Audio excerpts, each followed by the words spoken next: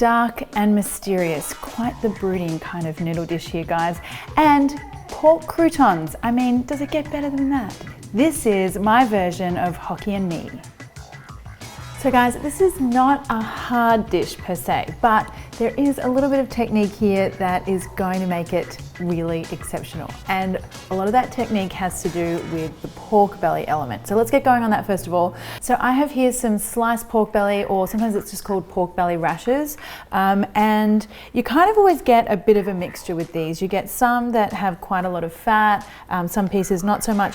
What I need first of all are the fatty pieces.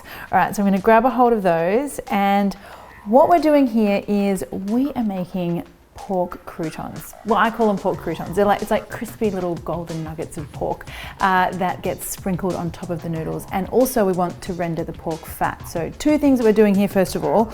Now, to prepare your pork belly rashers, to do that, you want to take the skin off first. This is not a crispy skin recipe. So the easiest way to do that is to just get in here and slice just above where the skin is right there.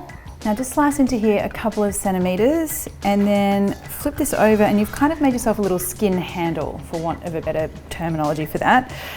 Hold on to that little handle and then get your knife, face it sort of at a 45-degree angle down, and then wiggle the skin.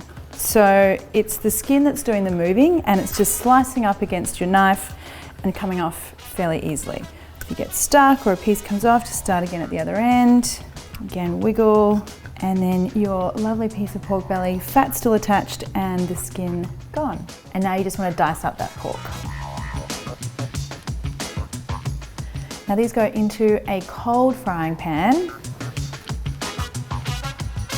and then you turn the heat on. And so the reason for that is that I want these to start slowly. I want the fat to have time to render out before the meat starts to all crisp up. You'll see what I mean. And this, be patient here. This is going to take a good like 10-15 minutes. So while that pork is sizzling away, we need to prepare our other pork. So the rest of this pork belly here, I'm going to leave the skin on and just thinly slice it.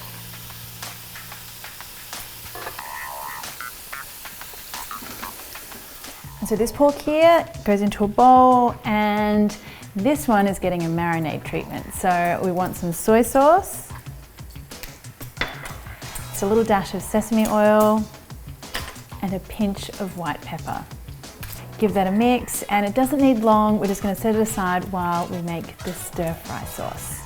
All right, let's come back and have a look at our sizzling pork belly, and this is looking pretty mighty fine to me. We've got a beautiful amount of pork fat in the bottom. I can see that we're getting a nice, beautiful golden color on our pork.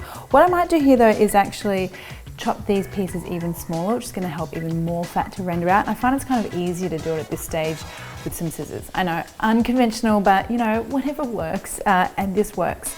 So just kind of slice any of those bigger pieces so that we get the perfect little square crouton, squarish croutons. And the ingredient that's going to give your stir fry sauce, and actually, well, the entire dish, its defining characteristic is the dark soy sauce. So have a look here. The one I'm using here is called Kecap Manis. It's an Indonesian version. It's sweet and thick. In Thailand, we also call this one just like sweet black soy sauce. Look, if you can't get a hold of this really thick one, just use regular Chinese dark soy sauce and add a little bit more sugar in at the end. But the main point is that it's going to look like a lot of dark soy sauce, but that's okay. We want a lot of dark soy sauce here because we want that deep dark black color. And then you just want some regular soy sauce, some oyster sauce, a bit of chicken stock here, and some sugar. So remember, if you're just using plain dark soy sauce, not the sweet kind, just double the amount of sugar. And just give that a mix. All right, let's come back here and have a look at our pork croutons. Now look at that deliciousness. I mean, we've got beautiful little deep dark golden nuggets of pork there, and all of that pork fat has rendered out, and we're going to be able to use that to cook our noodles. So all good stuff. What I want to do is drain that pork fat. Now, a little bit of noodle chit chat before we start stir frying. These are really thick, chewy Hokkien noodles that I've got here. If you're in Kuala Lumpur in Malaysia eating this dish, you would have these kinds of chewy, yellow Hokkien noodles that are really thick. Now, I know they're a bit hard to get a hold of, so if you can't get these yellow, thick Hokkien noodles, just go ahead and use udon noodles. Perfect substitution. So there you go. And now add in your garlic. Add in your pork. Now you want to spread that pork out in the pan so that we get a nice sear on each of those little pieces. And then just toss that around, and once we've got that really lovely, nice golden edge color on that pork, we're going to add in the prawns. And just wait for them to turn a really beautiful coral pink color. Now I want to add in my cabbage, and I'm just using some Chinese cabbage here, also known as Napa cabbage, also known as Wombok, or you could even just use regular white cabbage as well. Once that cabbage is wilted a little, that's looking pretty good, I'm going to add in my noodles. Now these guys are going to look a bit sort of clumpy to start with. That's because they've been sitting around a while, because they have been cooked, but as soon as the sauce hits and we get everything kind of tossing together, they'll loosen up, you'll see. Now add in our sauce. And now here's where our magic sauce makes everything that really beautiful, dark, deep color. And so you want to mix through that sauce until everything is getting a little whisper of a coating. Now I want to add in some corn flour, just mixed with a little bit of water. So now you should be really starting to see the magic happen, guys. You want to be twirling and tossing and twisting those noodles until you get a really lush, and I mean really lush, gloss and deep dark color. Look at that, that is looking so perfect.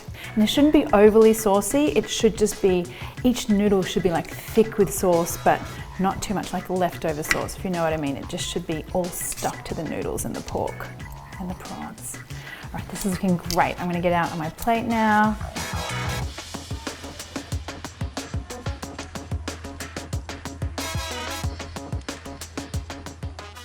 And then last but very not least, let's not forget about our pork croutons here. And there we go, guys. The color, the gloss, the, you know, everything. This one has all the feels. I love it so much. Let's get in here and make sure it tastes good though.